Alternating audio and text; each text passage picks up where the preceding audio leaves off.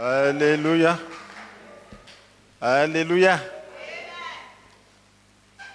Le roi va de l'avant, son armée devient invincible.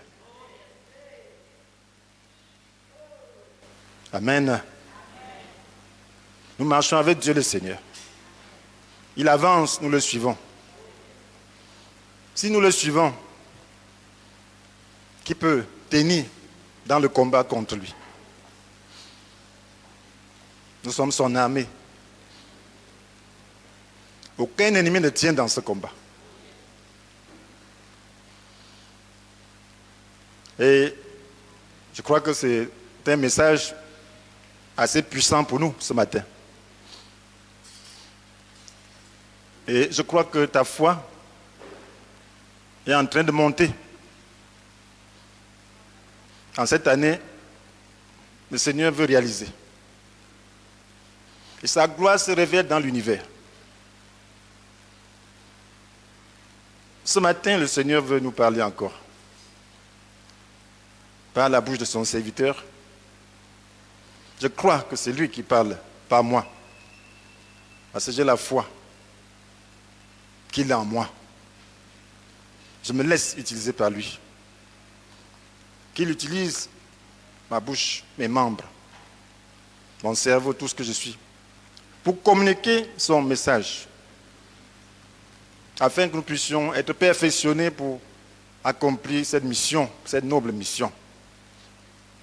Et que nous soyons équipés, que nous ayons cette foi nécessaire pour rendre l'ennemi complètement vaincu. Nous parlons de la vie de Christ. Vous savez, cette année, le Seigneur veut que nous pratiquions sa parole. Comprenez que cette parole est pratique. Nous avons déjà beaucoup de connaissances, mais il nous faut maintenant cette connaissance pratique.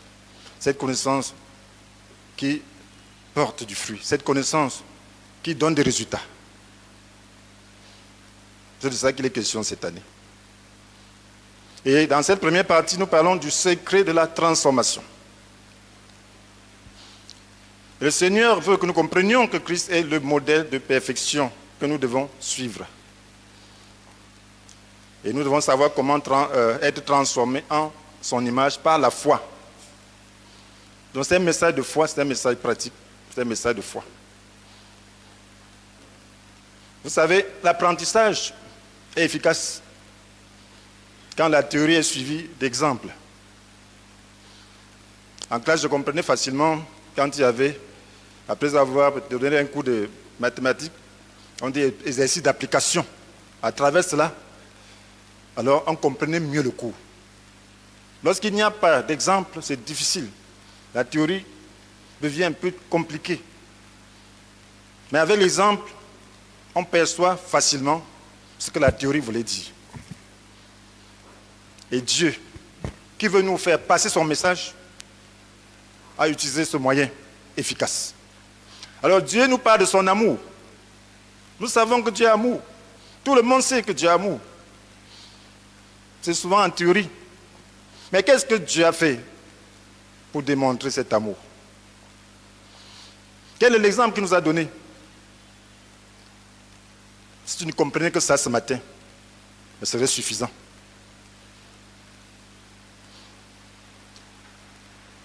La Bible nous dit dans Romains chapitre 5, verset 7 à 8, « Mais voici comment Dieu nous montre l'amour qu'il a pour nous.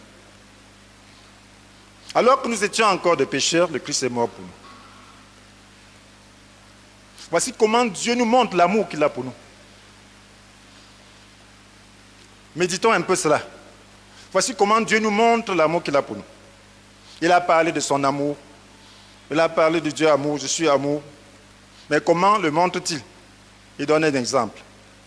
Alors que nous étions encore des pécheurs, le Christ est mort pour nous. Est-ce qu'on fait du bien à son ennemi? Un pécheur est un ennemi de Dieu. Christ est mort pour nous alors que nous étions encore des pécheurs. Cela veut dire que Dieu nous a aimés dans notre état de pécheur. Nous étions encore des pécheurs, Dieu nous a aimés. Il a démontré cet amour. Et cet amour est grand. Même donner sa vie pour un ami, ce n'est pas facile. Pour un parent, ce n'est pas facile. Pour un enfant, ce n'est pas facile. Mais Dieu donne sa vie pour un ennemi.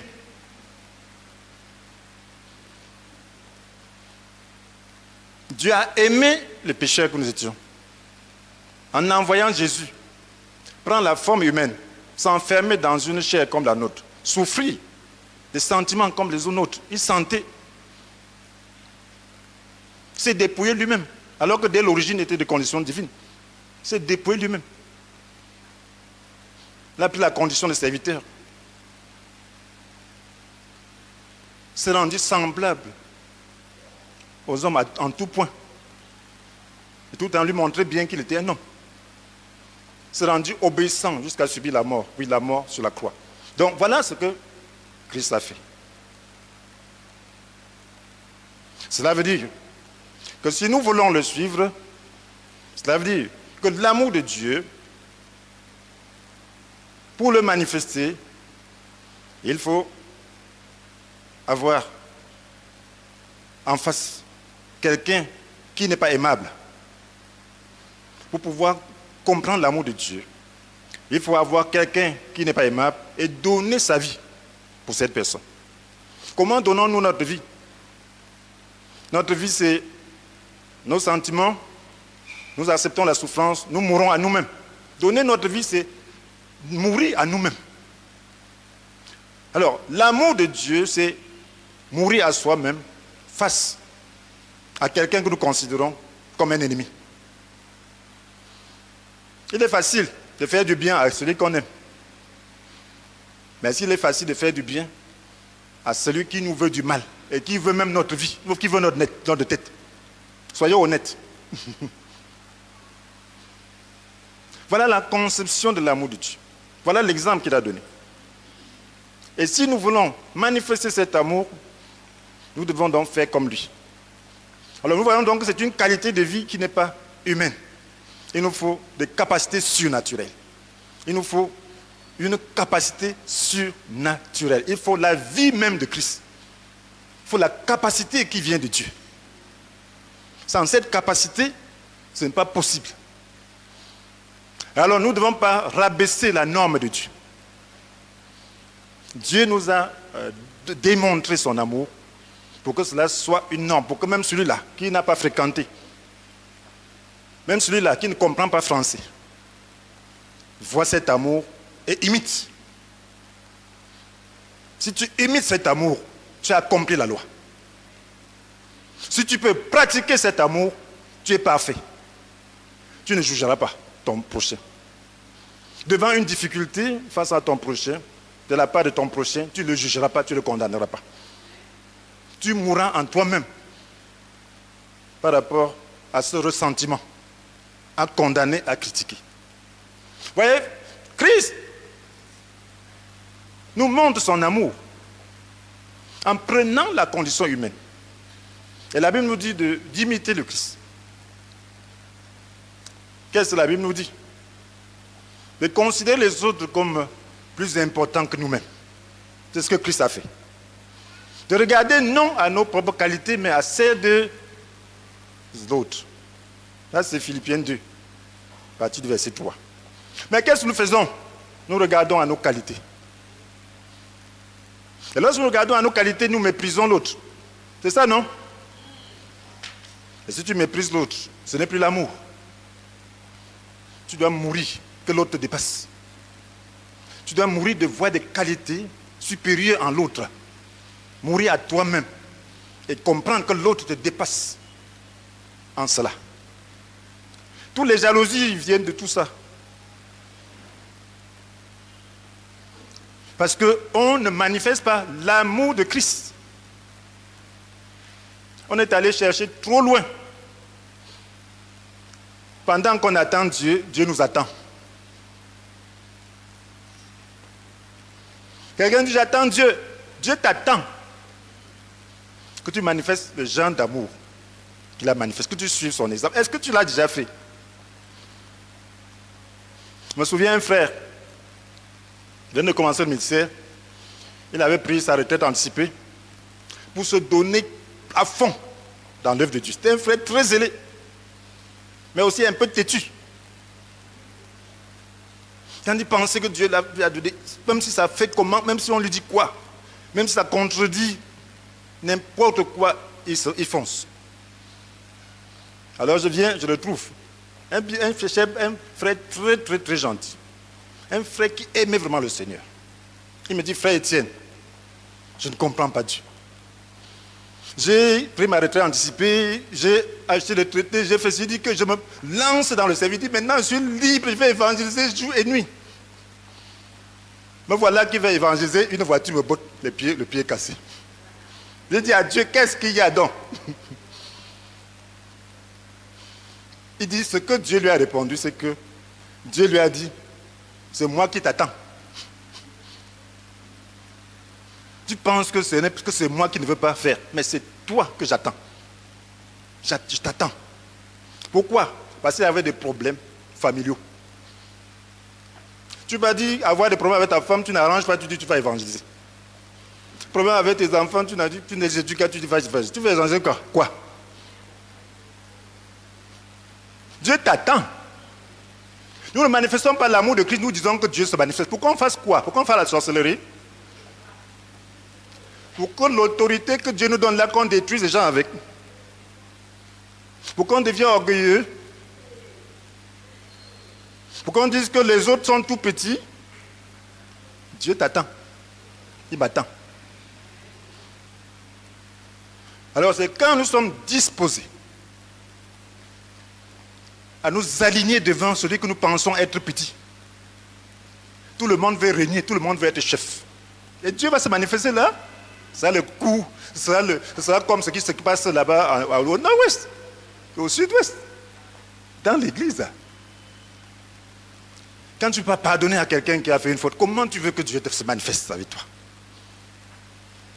Quand la faute de quelqu'un, tu prends ça pour propager, comment tu veux que Dieu se manifeste avec toi? Quand tu penses que tu es le seul saint du monde entier, comment tu veux que Dieu se manifeste avec toi?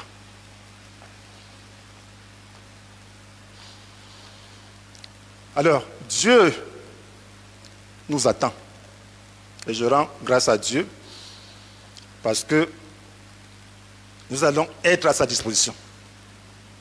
Nous allons suivre son exemple. Alors, Dieu ce matin est en train de nous parler pour nous amener à la place où il nous attend. J'ai choisi d'être là où il m'attend. J'ai choisi de me faire enseigner par lui. J'ai choisi de suivre son modèle. Alors, nous avons besoin de suivre le modèle de Christ, avoir les yeux fixés sur lui. Nous avons besoin de suivre le modèle de gens qui ont fait leurs preuves et que Dieu a apprécié. Nous avons besoin d'exprimer le Christ par la foi, parce que tout ce que nous disons là, nous ne pouvons le faire que par la foi. Ne dis pas que c'est impossible. C'est possible parce que le Christ l'a déjà fait. C'est une question de voir les choses et de te remettre, de te poser des questions et de faire ce qui est bien, de faire le bon choix. L'humilité, c'est la qualité de Christ. La Bible dit Dieu résiste aux orgueilleux. Il ne changera pas. Donc ça veut dire que nous devons avoir les sentiments de Christ. Quelle que soit la grandeur que Dieu nous donne, quelles que soient les qualités que Dieu met en nous, nous devons avoir ces sentiments. Ces sentiments permettent que nous puissions être ensemble. L'apôtre Paul disait aux Éphésiens de rendre sa joie parfaite en ayant le même amour, un même sentiment et tendant au même but. Donc c'est l'humilité qui permet de faire cela. Le même amour s'habille l'amour de Christ. Le même sentiment, le même sentiment et atteint le même but. Dans lequel est notre but? Est-ce que nous avons des buts divergents? Notre but, c'est la ressemblance à Christ. C'est l'accomplissement de sa volonté. Si c'est ça, nous sommes heureux. Donc ce matin, nous devons garder les yeux fixés sur Jésus, qui est notre modèle. Amen. Gardons les yeux fixés sur Jésus, qui est notre modèle. Cessons d'attendre Dieu. Faisons que Dieu est déjà disposé. Faisons que Dieu puisse se manifester. Il est déjà là. Si nous pratiquons ce que Dieu nous demande de faire, il va se manifester. Il a déjà tout payé. Il nous attend. Il attend que chacun fasse ce qu'il devrait faire. Si tu commences à lui ressembler, il va se manifester. Si tu fixes le regard sur lui, il va se manifester. La vie de Christ se résume en quoi? En la souffrance, la mort et la gloire éternelle. Lorsque nous regardons la vie de Christ, il est venu pour souffrir, pour mourir et pour jouir de la gloire éternelle. Lorsque nous regardons la vie de Christ, c'est ça. Nous voyons la croix, nous voyons la souffrance, nous voyons quelqu'un qui est roi, qui s'abaisse, celui pour qui et par qui tout a été créé. Il vient se soumettre à cette création imparfaite et méchante. Ça, c'est la souffrance. Il vient manquer de tout, ça, c'est la souffrance. Il vient mourir à la croix, c'est la mort. Maintenant, il ressuscite, c'est la gloire. C'est le modèle que nous allons suivre. Pour que nous puissions aimer quelqu'un, nous devons souffrir. Pour que nous puissions aimer notre ennemi, nous devons souffrir. Mais la souffrance tend à être retirée de la vie chrétienne. On dit de sentir bon, on ne te dit pas de souffrir. On veut qu'on se sente bon dans n'importe quelle situation. On ne te dit pas de souffrir dans certaines situations pour que l'autre soit élevé, pour pouvoir sauver l'autre. On ne te dit pas qu'il y a un but. La gloire est derrière la souffrance et la mort. Il faut accepter la souffrance. Lorsque tu acceptes la souffrance, alors tu connais la gloire de Dieu. Parce que la souffrance te permet de sauver, d'accomplir la mission de Dieu. La souffrance te permet d'aimer celui-là qui n'est pas aimable. La souffrance te permet d'aimer celui-là qui veut te tuer. Tu dois souffrir en toi-même en tant qu'humain pour pouvoir faire cela. Et lorsque tu acceptes cela, le Saint-Esprit t'aide. Les gens ont des problèmes dans le foyer, pourquoi? Parce que personne ne veut souffrir. Il faut accepter souffrir et mourir pour que l'autre soit élevé. La Bible nous dit, parlant de Christ, et elle nous dit ce que nous devons faire, dans Hébreux 12, verset 2. Gardons les yeux fixés sur Jésus qui nous a ouvert le chemin de la foi et qui la porte à la perfection. Gardons les yeux fixés sur Jésus qui nous a ouvert le chemin de la foi et qui la porte à la perfection. Si tu veux être parfait dans ta foi, tu dois garder les yeux fixés sur Jésus. Tu dois toujours voir que Jésus est quelqu'un qui a souffert, qui a accepté la souffrance, qui a accepté la mort et qui a connu la gloire. Alors, la suite nous dit, parce qu'il avait la joie qui lui était réservée, parce qu'il avait en vue la joie qui lui était réservée. Il voyait déjà la gloire. On ne souffre pas pour rien, mon frère, ma soeur. Lorsque tu souffres par rapport à un ennemi, ce n'est pas pour rien, ce n'est pas gratuit, c'est parce que tu sais que tu peux gagner cette personne. Parce que tu sais que tu as une récompense derrière cette souffrance. Parce que tu sais que tu as la gloire de Dieu derrière cette souffrance. Parce que tu sais que si tu ne souffres pas, tu ne serais pas en train de manifester l'amour de Dieu. Dieu ne serait pas avec toi. Lorsque tu acceptes une telle souffrance, parce qu'il avait en vue la joie qui lui était réservée, il a enduré la mort sur la croix. Il a enduré la mort sur la croix et méprisé la honte attachée à un tel supplice. Il a méprisé la honte. Alors lorsque tu te fais mépriser, la société dit que tu es lâche. Accepte d'être lâche. On dit même que tu obéis à quelqu'un, accepte que tu obéis à un homme. Accepte les gens, lorsque tu es fidèle, on dit que tu es esclave de quelqu'un, accepte. Accepte ça, ça c'est le mépris. Parce que tu sais là où tu vas.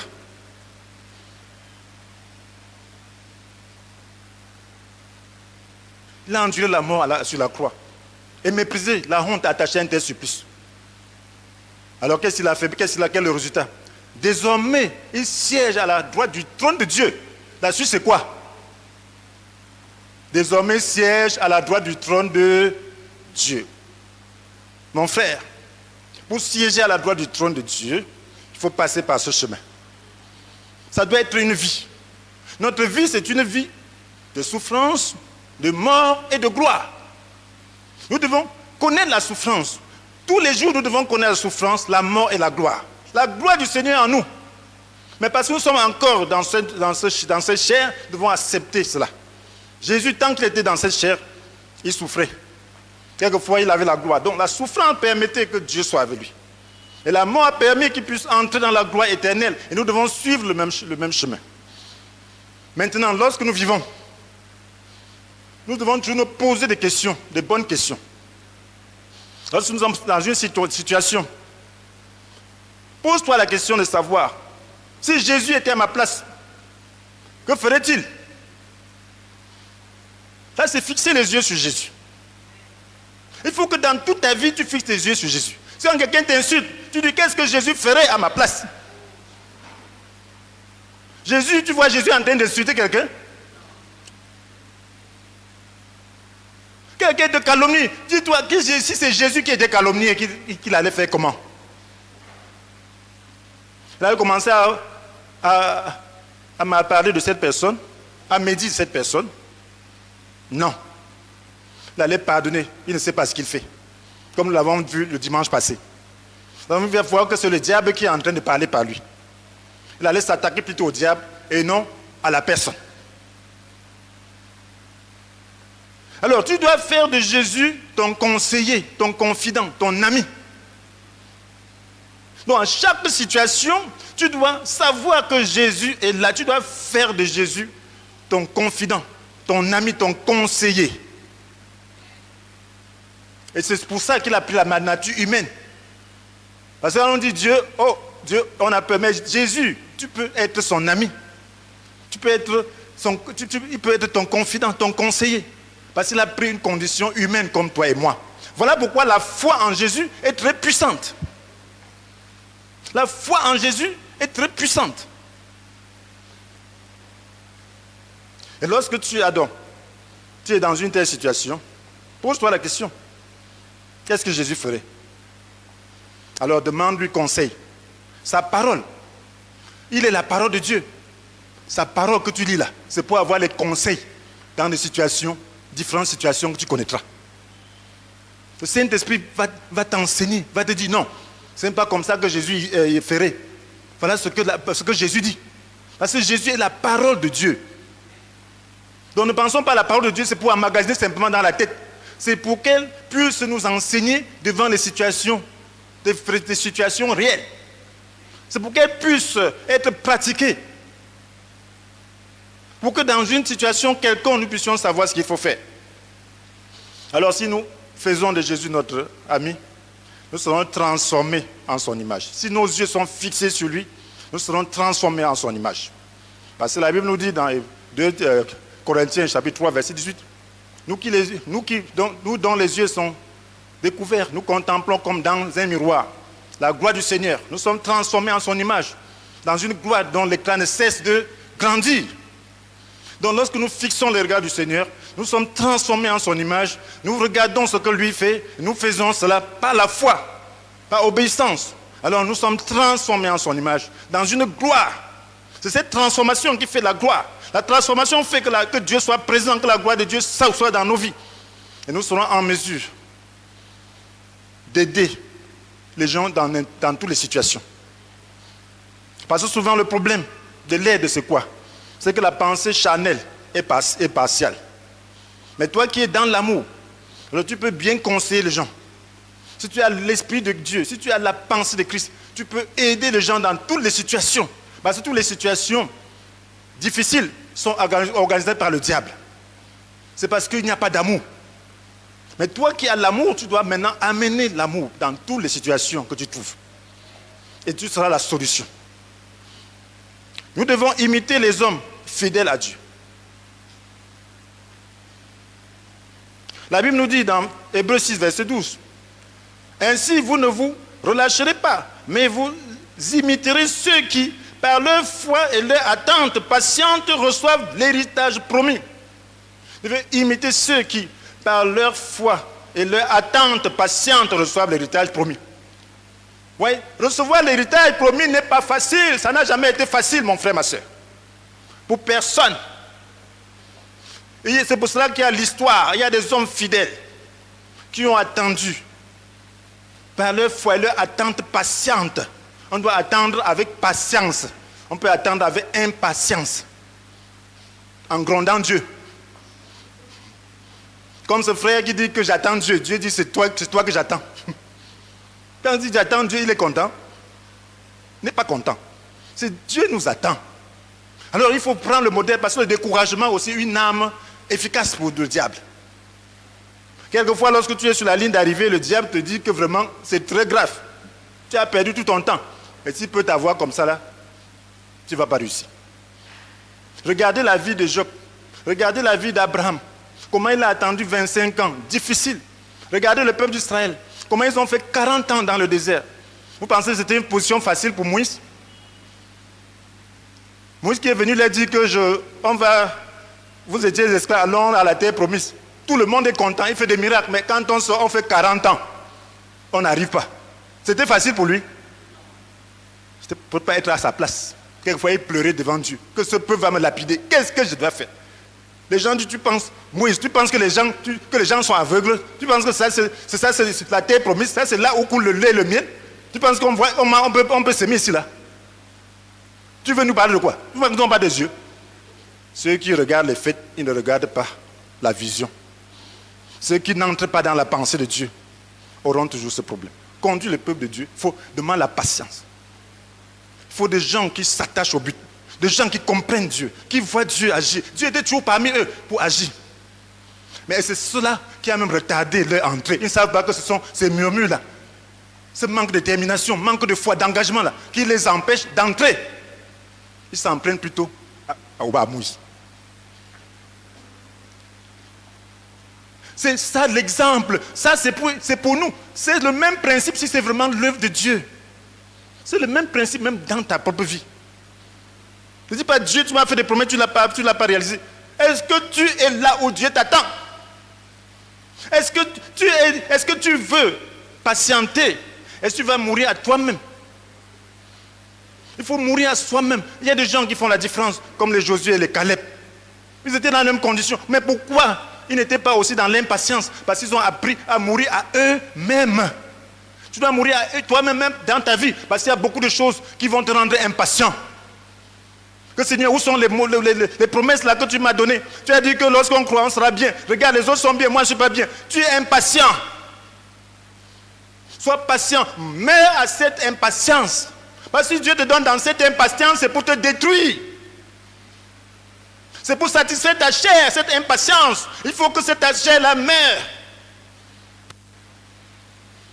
C'est lorsqu'elle meurt que tu vois la gloire de Dieu. Tu peux voir la gloire de Dieu dans la chair. La chair et le sang n'hériteront pas le royaume de Dieu.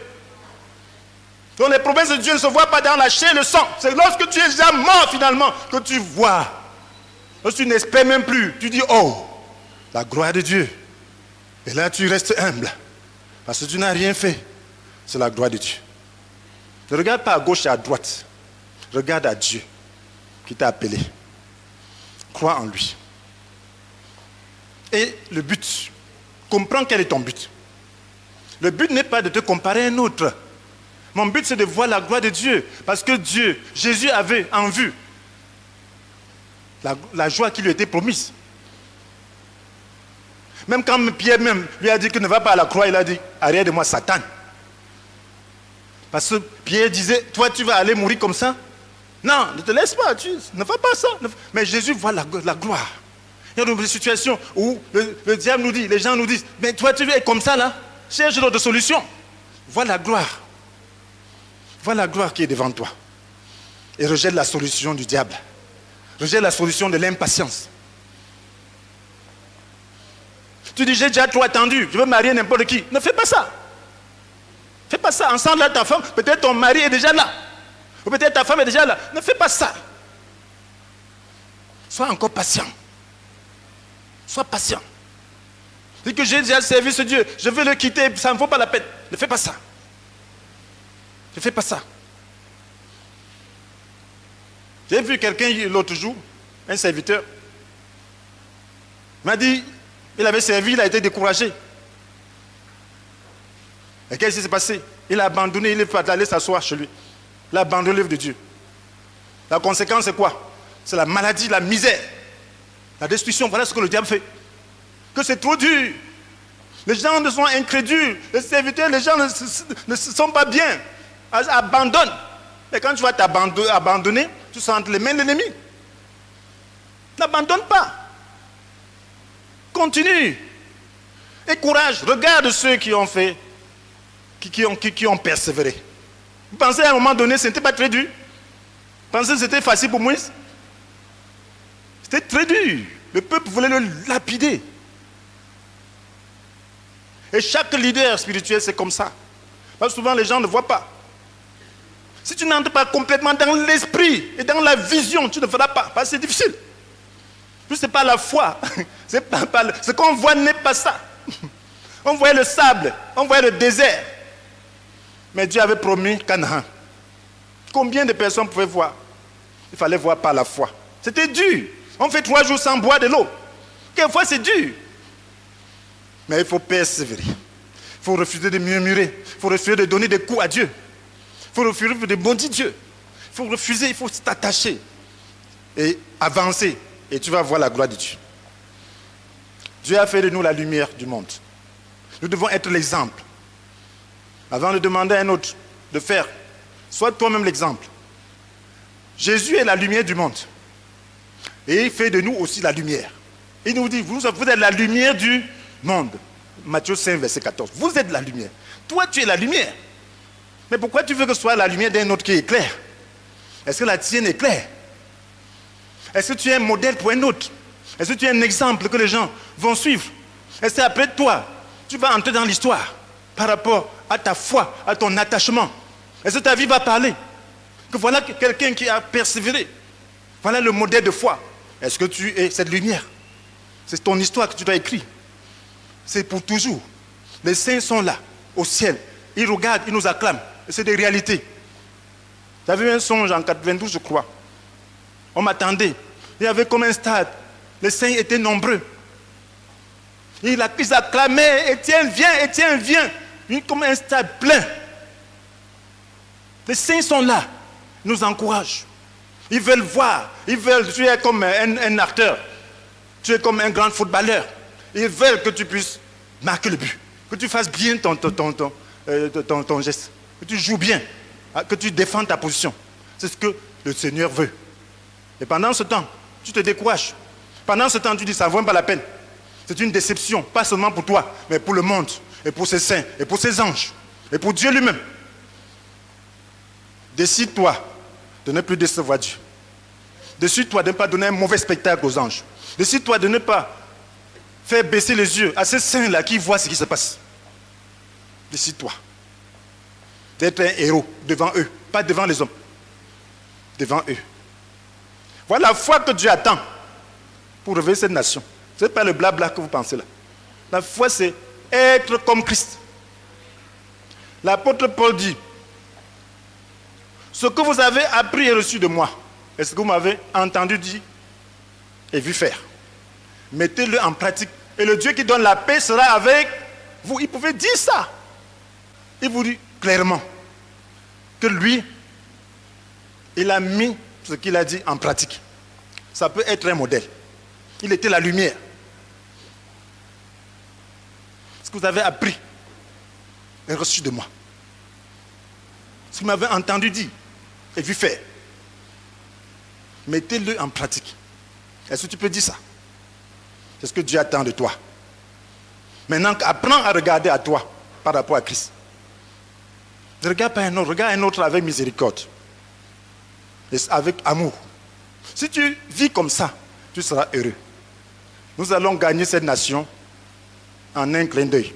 Parce que les gens viendront se transformer sans parole. Ils viendront voir des actes qui se posent. Et ils feront la même chose. Un même proverbe français dit, dis-moi qui tu entres, je te dirai qui tu es. Donc si tu fréquentes des gens bien, tu seras bien, si tu le veux. Donc ça veut dire que les mauvaises compagnies corrompent les bonnes mœurs. Donc il faut que quand les gens entrent au milieu de nous, que les actes qu'ils voient poser soient des actes de Christ. Il faut que quand les gens sont dans ton quartier, dans ton voisinage, les actes qu'ils te voient poser soient la lumière. Que tu sois irréprochable. que ce soit des enseignements de la vie de Christ. Si tu persévères à faire cela, cela veut dire que tu as accepté la mort. Cela veut dire que tu as accepté la souffrance. Et la gloire va se manifester.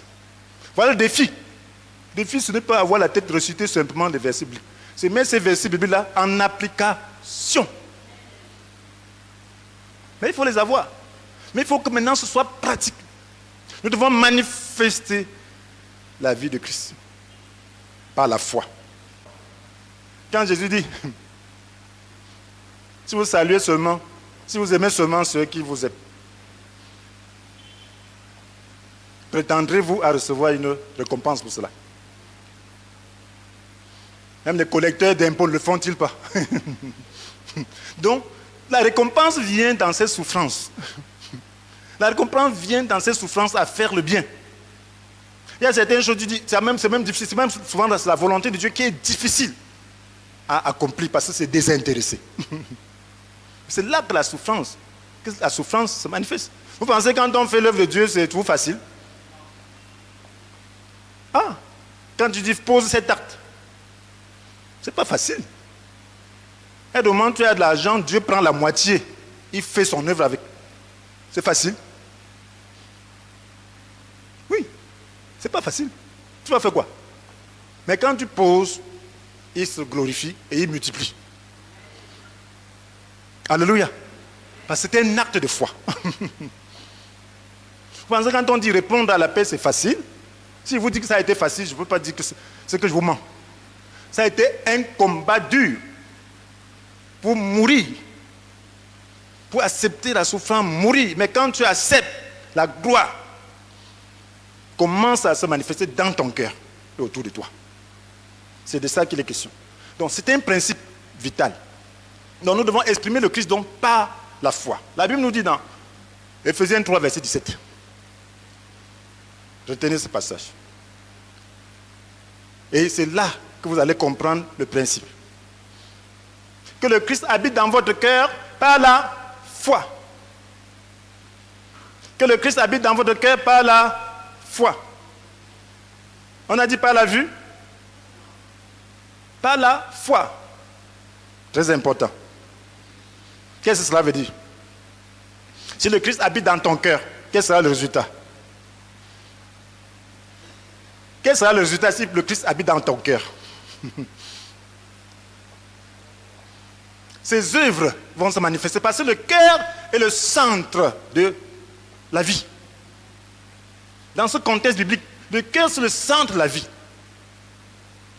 Parce que Jésus dit à ses disciples, dans Matthieu 15, verset 19, car c'est du cœur que proviennent les mauvaises pensées qui mènent au meurtre, à l'adultère, à l'immoralité, au vol, au faux témoignage, au blasphème. Que c'est du cœur que viennent les mauvaises pensées. Donc, le cœur est le centre de la vie morale dans la conception biblique. Donc, si le Christ habite donc dans ton cœur par la foi, tes pensées ne seront pas les mauvaises pensées. Tes pensées seront les pensées de Christ. Qui, au lieu de mener au maître et tous les consorts, vont mener plutôt à l'amour, à la joie, à la paix, à la patience, à la fidélité, à l'amabilité, à la bonté, à la douceur, à la maîtrise de soi. Voilà ce que le Christ habitant en toi va manifester.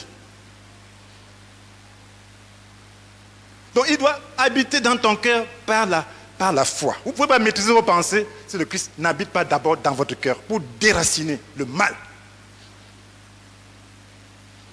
Parce que les pensées, il y a des pensées superficielles qui viennent d'en haut, de l'autre côté, mais il y a des mauvaises pensées qui viennent de nous-mêmes, de notre nature mauvaise, de vos mauvais sentiments.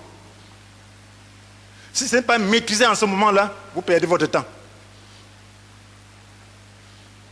Pour être libre de mauvaises pensées, il faut d'abord avoir une base de bonnes pensées, qui est Christ. Et donc il faut qu'il habite dans ton cœur par la foi. Il faut que tu sois maîtrisé, que tu maîtrises ce qui se passe dans tes sentiments. Tu maîtrises ce qui se passe dans ton cœur.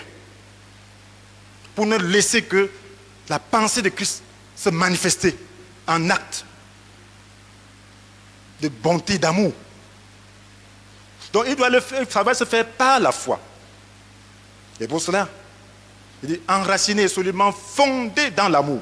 Donc nous devons être enracinés et solidement fondés dans l'amour. Vous voyez que c'est l'amour qui revient, n'est-ce pas? Ça veut dire que rien ne doit nous déraciner. Parce que Christ est l'amour. Enraciné et solidement fondé dans l'amour.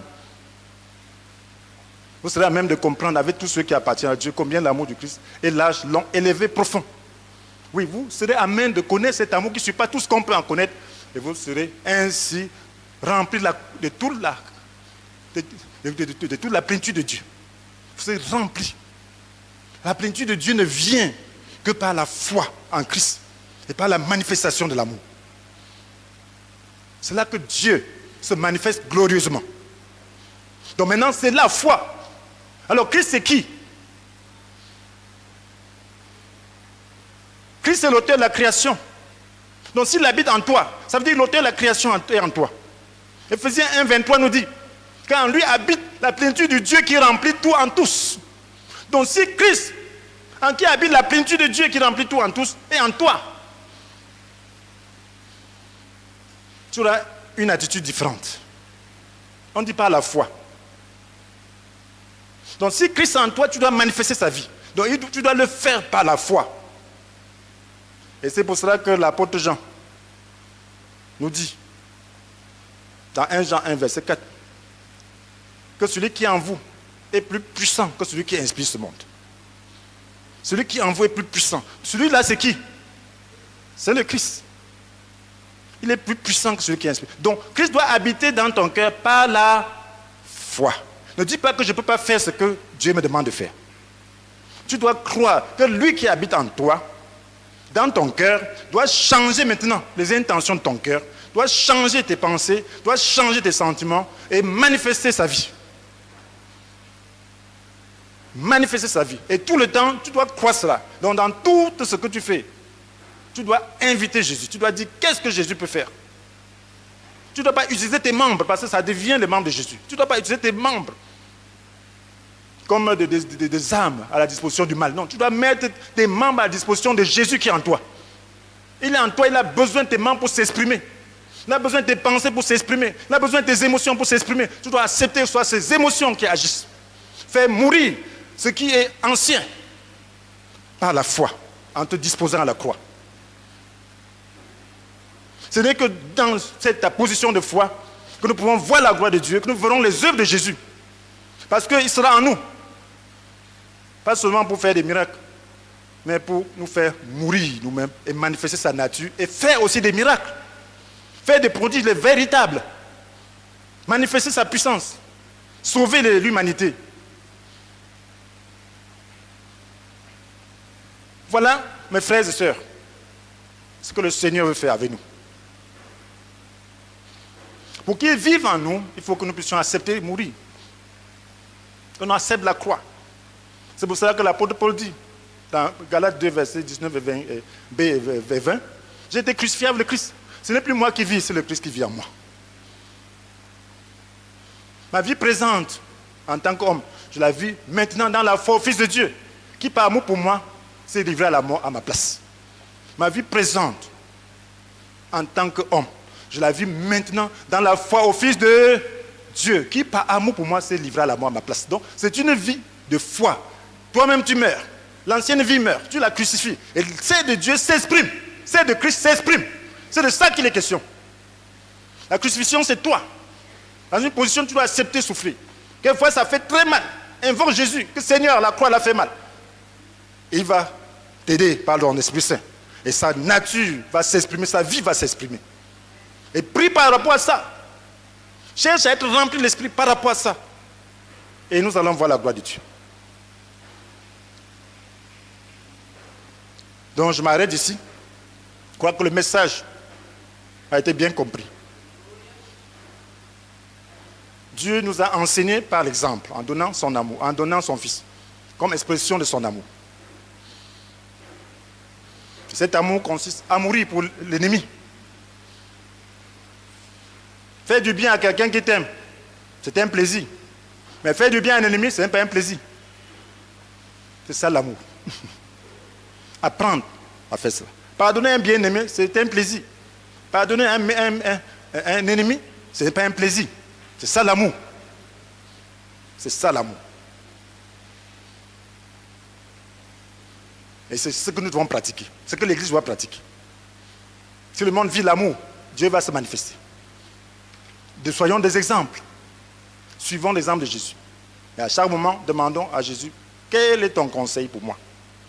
Il va te conseiller la croix, il va te conseiller la souffrance, il va te faire voir la gloire. Lorsque tu vas mettre ça en pratique, tu seras heureux. Maintenant, retiens ces versets, Ephésiens 3, versets 17 à 19. Ephésiens 3, versets 17 à 19. Tu as besoin de ça. Parce que dans une situation, Dieu va utiliser la parole que tu as emmagasinée pour te parler. Comme l'apôtre Paul disait à Timothée, il avait appris depuis son enfance les Écritures. Et ces Écritures devaient l'aider à ce moment-là. Le Saint-Esprit utilise ça. Ne dis pas que mémoriser n'est pas important, c'est important parce que Dieu utilise ça pour te rappeler des choses. Ephésiens 3, 17 à 19. 1 Jean 4, verset 4. Galates 2, verset 19b à 20, pour ceux qui ont semé. Galates 2, verset 19b à 20.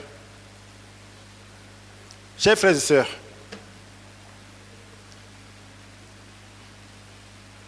ce matin, je me tiens devant vous. Et je me tiens devant Dieu. Pour vous dire que cette parole, c'est la vérité. C'est la vérité. Et je peux vous dire, je ne suis pas un modèle parfait. C'est une parole qui s'adresse à moi-même. Je tends vers cela. Et je demande que là où je n'ai pas été la lumière pour toi, pour qui que ce soit, pour qui m'entend, je ne sais pas de quel côté, que vous puissiez vous pardonner. Là où je n'ai pas pu éclairer, je n'ai pas été une lampe, vous puissiez me pardonner. Et priez pour moi, afin que cette lampe brille. Il y a des zones sombres dans cette lampe. Priez que cette lampe puisse être parfaite, afin que je puisse atteindre l'objectif que Dieu m'a fixé. J'ai cette assurance. Rien ne peut me faire douter qu'il y a la gloire devant. Et je prie, vous me pardonnez. Priez pour moi.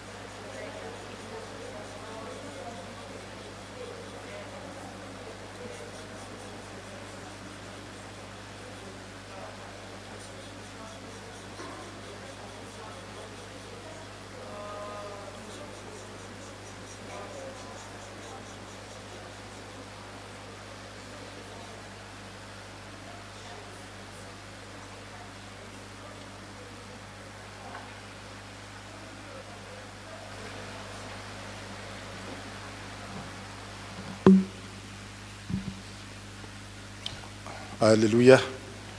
Merci. Et je prie maintenant pour vous. Seigneur Dieu Tout-Puissant, voici ton peuple. S'il est là devant toi, c'est parce qu'il croit en toi. C'est parce qu'il croit en ta parole. C'est parce qu'il croit à la gloire que tu lui as promise. Il croit à la transformation. Merci parce que Seigneur, si nous prétendons n'être coupables d'aucun péché, nous vivons dans l'illusion. La vérité n'habite pas en nous. Ton peuple ne prétend pas ne pas avoir de péché. Mais ton peuple se tient devant toi aujourd'hui, à cause de ton sang. Oh Seigneur, je prie pour ton peuple. Je prie, Seigneur, que tu pardonnes tous ces péchés, même ces péchés inconscients. Seigneur, là où ton peuple n'a pas été la lumière, je prie que tu puisses lui pardonner, que le passé soit effacé, que ton sang puisse recouvrir, annule, Seigneur, l'acte qui établissait le manquement de ton peuple. Seigneur, efface-le, parce que tu as cloué à la croix. Efface-le, donne à ton peuple un nouveau départ. Seigneur, transforme ton peuple. Seigneur, que ton sang soit aspergé sur le cœur de ton peuple, surtout, Seigneur, le être, afin d'être purifié. Et que toi, le Christ, tu te manifestes dans chaque cœur par la foi. Et que désormais, ton peuple soit un peuple de foi, un peuple d'espérance, un peuple de sacrifice, un peuple de résurrection. Afin que, Seigneur mon Dieu, l'amour vrai, l'amour dont tu as fait preuve, soit le partage de ton peuple. Et que nous puissions, Seigneur, servir de lumière. Puissions servir de lumière à ce monde. Et que ce peuple serve de lumière à ce monde. Seigneur, depuis le lieu où chacun se trouve, jusqu'aux extrémités de la terre, pour la gloire de ton Saint-Nom. À toi la gloire, à toi l'honneur, à toi la puissance. Je prie même pour ceux qui ne sont pas là, même pour tous ceux-là qui vont écouter. Je prie, Seigneur, que ton pardon soit leur partage. Que ton sang, ce sang qui est efficace, ce sang qui nous fait entrer librement dans le lieu très saint, oui, Seigneur, puisse être aspergé sur ton peuple. Et que, Seigneur, il y ait une véritable résurrection. Une véritable résurrection pour la gloire de ton Saint-Nom. Merci pour ton amour que tu nous transmets aujourd'hui. Merci pour ton amour que tu nous transmets aujourd'hui. Que cet amour soit reçu. Cet amour s'exprime. Cet amour se manifeste. Et que la gloire te revienne. Oui, que tu aies des membres purs, Seigneur, sur la terre. Et que tu sois glorifié. Que le monde voie et croie que le Père t'a envoyé et que tu nous aimes comme il t'a aimé. À toi la gloire, à toi l'honneur, au nom puissant de Jésus.